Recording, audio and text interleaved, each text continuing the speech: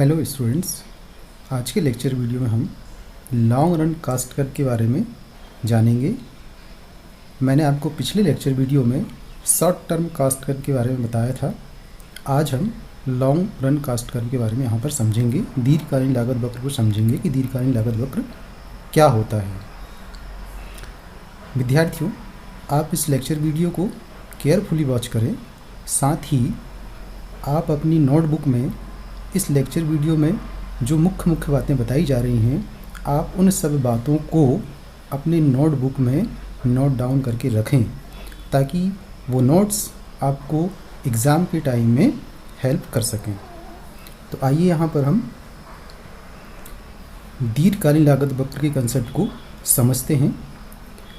जैसे कि विद्यार्थियों, दीर्घकाल एक ऐसा लंबा समय होता है, एक ऐसी लंबी अवधि होती है जिसमें एक फर्म या उत्पादक के पास में इतना पर्याप्त समय होता है कि वह वस्तु की मांग के अनुसार वस्तु की पूर्ति में समायोजन कर सकता है, और वह वस्तु की पूर्ति में समायोजन करने के लिए उत्पत्ति के जो साधन होते हैं उसमें वह परिवर्तन करने में सक्षम होता है। इस तरह से हम देखें तो दीर्घकाल में उत्पत्ति के जितने भी साधन होते हैं वह सभी परिवर्तनशील होते हैं, इसीलिए लागतें भी जो होती हैं वो भी परिवर्तनशील होती हैं। जैसे कि अल्पकाल में हम देखें तो कुछ साधन स्थिर होते हैं और कुछ साधन परिवर्तनशील होते हैं, इसीलिए अल्पकाल में कुछ लागत स्थिर लागत कहलाती हैं और कुछ लागत परिवर्तनशील लागत कहलाती हैं। लेकिन दीर्घकाल में सभी लागतें परिवर्तनशील होती हैं, क्योंकि दीर्घकाल में जितने भी साधन होते हैं वह सभी के सभी परिवर्तनशील होते हैं। विद्यार्थियों, इस प्रकार हम देखें तो दीर्घकाल में टोटल फिक्स कास्ट और टोटल वेरिएबल कास्ट, कुल स्थिर लागत और कुल परिवर्तनशील लागत, ये दोनों लागतें अलग अलग नहीं होती हैं, बल्कि ये सभी लागतों के लिए एक ही वक्र होता है और इनसे संबंधित दीर्घकालीन औसत लागत और दीर्घकालीन सीमांत लागत वक्र होते हैं। दीर्घकाल में जो लागत वक्रों की आकृति होती है वह अल्पकालीन लागत वक्रों की यू आकार की आकृति की तुलना में ज़्यादा चपटी होती हैं। यानी दीर्घकाल की लागत वक्र की आकृति ज़्यादा चपटी होती है और अल्पकालीन लागत वक्रों की यू आकार की आकृति कम चपटी होती है। हम इस तरह से इसको सरल भाषा में समझ सकते हैं। आइए अगली स्क्रीन पे हम समझते हैं दीर्घकालीन लागत वक्र के बारे में, क्योंकि अभी हमने यहाँ पर जाना कि दीर्घकाल में केवल दो तरह की लागत बचती हैं, एक दीर्घकालीन औसत लागत ये वाली और दीर्घकालीन सीमांत लागत ये वाली, ये दो लागतें बचती है। इन दोनों लागतों के अभी हम समझते हैं। तो इस तरह से हम देख रहे हैं कि दो लागतें दीर्घकाल में बच रही हैं, दीर्घकालीन औसत लागत LAC और नंबर 2 दीर्घकालीन सीमांत लागत LMC। इन दोनों लागत वक्रों को आगे हम समझेंगे।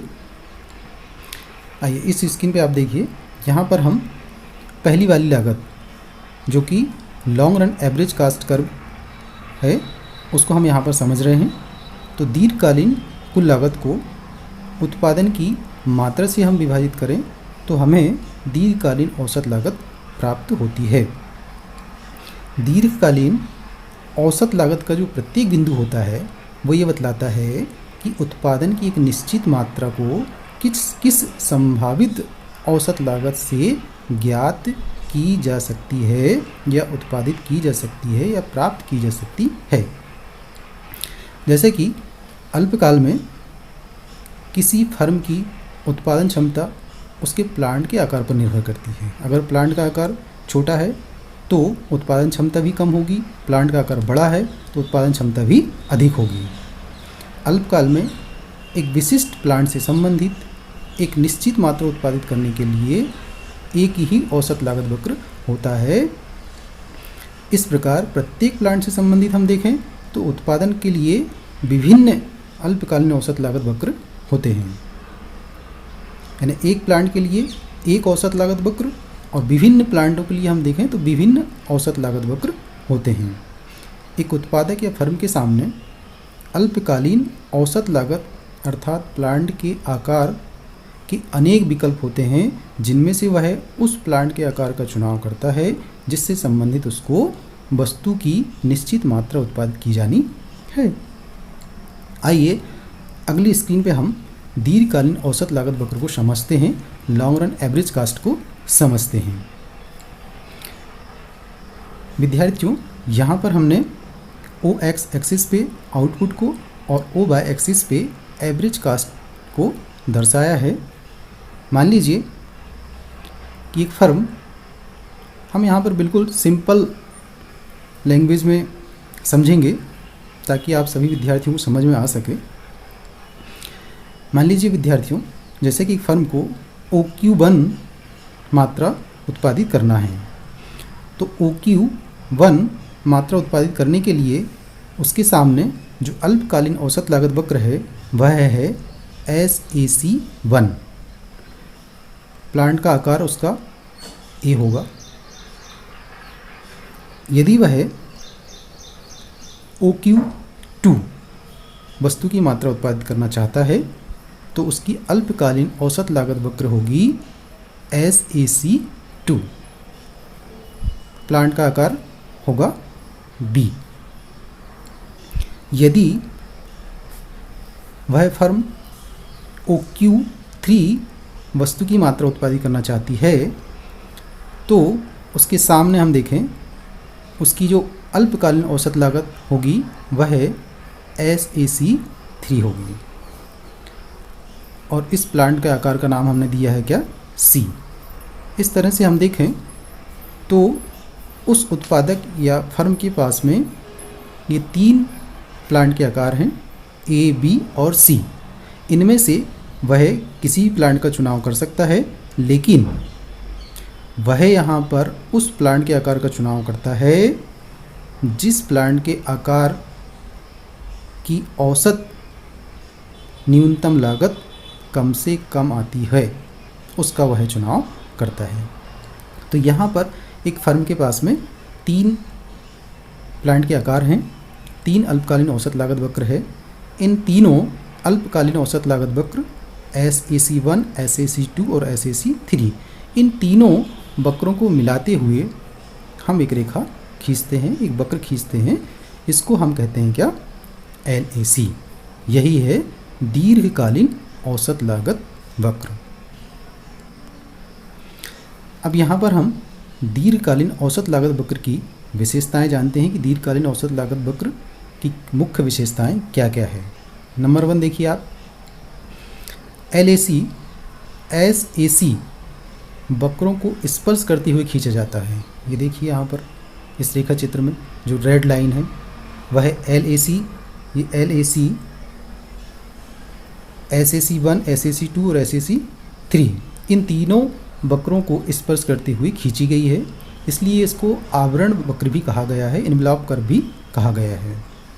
नंबर 2 कि LAC यानी दीर्घकालीन औसत लागत वक्र विभिन्न अल्पकालीन औसत लागत वक्रों में से किसी एक औसत लागत वक्र के न्यूनतम बिंदु को स्पर्श करता है। इस रेखा चित्र में आप देखिए यहाँ पर LAC B नाम का जो प्लांट है उसके न्यूनतम बिंदु को स्पर्श कर रहा है। SAC और SAC3 इन तीनों को भी स्पर्श कर रहा है, लेकिन इनके न्यूनतम बिंदु को स्पर्श नहीं कर रहा हुआ है। ये बात ध्यान रखिए आप। केवल वह SAC2 जो दूसरे नंबर का प्लांट है उसके न्यूनतम बिंदु को स्पर्श कर रहा है। तीसरी विशेषता ये है कि LAC वक्र भी SAC वक्रों की तरह यू आकार के होते हैं, परंतु इनकी आकृति जो होती है वो कैसी होती है, चपटी होती है। इसके बारे में हमने आपको पहले ही बता चुका है। नंबर 4, LAC वक्र का प्रत्येक बिंदु उत्पादन की विभिन्न मात्राओं के लिए न्यूनतम संभावित औसत लागत को बतलाता है। नंबर 5, LAC वक्र दीर्घकाल में उत्पादन की सर्वश्रेष्ठ संभावनाओं को बतलाता है, इसलिए इसे फर्म का योजना वक्र या प्लानिंग कर्व भी कहा जाता है। तो यहाँ तक अभी हमने समझा दीर्घकालीन औसत लागत वक्र को। आइए अब हम दीर्घकालीन सीमांत लागत वक्र को समझते हैं, जो कि सेकंड वाली स्क्रीन पे ही हमने बताया था कि दो तरह की लागतें बसती हैं, LAC और LMC। तो अब इसके पहले तक हमने LAC समझ लिया है। अब यहाँ पर हम नंबर 2 की जो लागत है LMC दीर्घकालीन सीमांत लागत को समझते हैं। दीर्घकाल में वस्तु की एक अतिरिक्त इकाई उत्पादन करने के लिए कुल लागत में जो वृद्धि होती है उसे दीर्घकालीन सीमांत लागत कहा जाता है। इस स्क्रीन पे हम दीर्घकालीन सीमांत लागत लॉन्ग रन मार्जिनल कास्ट को समझते हैं। यहाँ पर आप देखिए ये वाला डायग्राम तो हमने पूर्व में भी समझ चुके हैं, जैसे कि यहाँ पे समझ चुके हैं, हमने यहाँ पर समझ चुके हैं। इसी डायग्राम को अभी हम आगे समझ रहे हैं। इस डायग्राम को आप समझ चुके हैं पूरी तरह से। अब यहाँ पर SMC फर्स्ट देखिए, ग्रीन वाली, ये Q1 मात्रा जो उत्पादित की जा रही है उसकी जो अल्पकालीन औसत लागत वक्र है SAC1, इसको वह नीचे से काट रहा है। इसी तरह से B प्लांट के आकार को SMC2 वक्र नीचे से काट रहा है। यहाँ पर SMC3 यानी अल्पकालीन सीमांत लागत वक्र जो तीसरे नंबर का है, वह तीसरे नंबर के C नंबर के प्लांट के आकार की जो SAC3 है उसको वह स्पर्श कर रहा है, नीचे से काट रहा है। यहाँ पर ध्यान देने वाली बात यह है कि SMC1 और SMC3 ये दोनों अल्पकालीन सीमांत लागत वक्र जो हैं वह अल्पकालीन औसत लागत वक्र के न्यूनतम बिंदु को स्पर्श नहीं करता है। केवल B बिंदु में ही SMC2 यानी अल्पकालीन सीमांत लागत वक्र जो कि दूसरा नंबर का है, वह SAC2 को न्यूनतम बिंदु पर स्पर्श कर रहा है। इसीलिए B नंबर नाम का जो प्लांट का आकार है वह एक फर्म को न्यूनतम संभावित लागत पर निश्चित मात्रा उत्पादित करेगा, और यहाँ पर एक फर्म उत्पादित करेगा तो वह लाभ की स्थिति में होगा, यानी उसको न्यूनतम लागत आएगी। अब ये देखिए आप LMC दीर्घकालीन सीमांत लागत वक्र। दीर्घकालीन सीमांत लागत वक्र जो है, ये डॉट वाली लाइन आप देखिए, ये डॉट वाली लाइन LMC कर्व भी LAC कर्व को नीचे से काट रहा है। आप ध्यान से समझिए, LMC कर्व यानी दीर्घकालीन सीमांत लागत वक्र दीर्घकालीन औसत लागत वक्र LAC वक्र को B बिंदु पर नीचे से काट रहा है।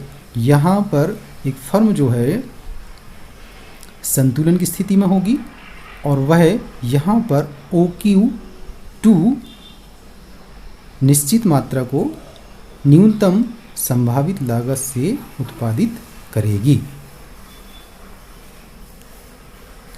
आइए इस स्क्रीन पे हम दीर्घकालीन सीमांत लागत वक्र के बारे की विशेषताओं के बारे में जानते हैं। जब नंबर 1 विशेषताएं देखिए यहाँ पर आप, नंबर 1, जब LAC वक्र नीचे की ओर गिरता है तब LMC वक्र भी नीचे की ओर गिरता है। तब यहाँ पर क्या होता है कि LMC छोटा होता है किससे, LAC से। ये देखिए आप यहाँ फर्स्ट में आप देखिए ये LAC गिर रहा है नीचे से और LMC भी नीचे की ओर गिर रहा है, दोनों गिर रहे हैं, लेकिन यहाँ पर LAC अधिक है LMC की तुलना में। नंबर 2, LAC वक्र एक निश्चित बिंदु के बाद ऊपर की ओर उठने लगता है। स्क्रीन पर देखें आप, LAC वक्र जो है ये रेड वाला, ये B बिंदु के बाद हम देखें तो B बिंदु के बाद ये ऊपर की ओर उठने लगा है, यानी B बिंदु यानी B नंबर का जो प्लांट का आकार है वह अनुकूलतम प्लांट का आकार है। इसके बाद फर्म अगर और अधिक मात्रा वस्तु की उत्पादित करती है तो LAC जो है बढ़ने लगती है।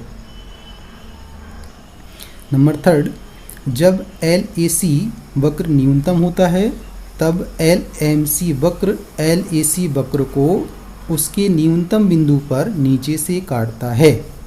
इस प्रकार इस बिंदु पे हम देखें तो ये दोनों लागतें एक दूसरे के बराबर होती है, अर्थात LAC इक्वल टू LMC। यहाँ पर देखें आप, यहाँ पर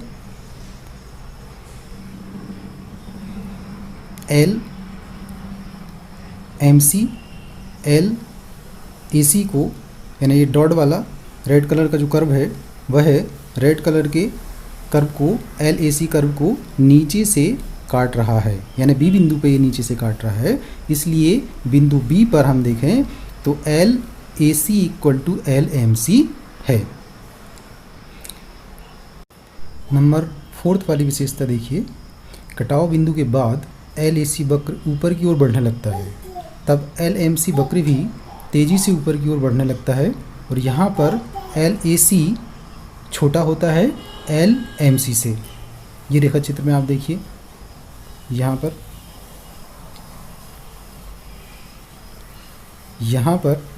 ये LMC और LAC, जब LAC वक्र B बिंदु के बाद ऊपर की ओर बढ़ रहा है तो B बिंदु के बाद LMC वक्र भी ऊपर की ओर बढ़ रहा है और LMC वक्र ऊपर है LAC वक्र की तुलना में।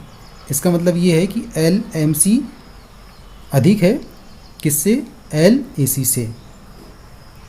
तो इस तरह से विद्यार्थियों आज के लेक्चर वीडियो में हमने दीर्घकालीन लागतों के बारे में जाना।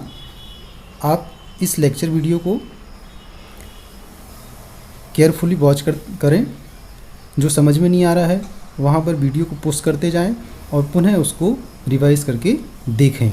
साथ ही इस लेक्चर वीडियो को लाइक, सब्सक्राइब एंड शेयर भी करें ताकि और भी आपके साथी विद्यार्थियों को इस लेक्चर वीडियो से स्टडी में फ़ायदा हो सके। Thank you.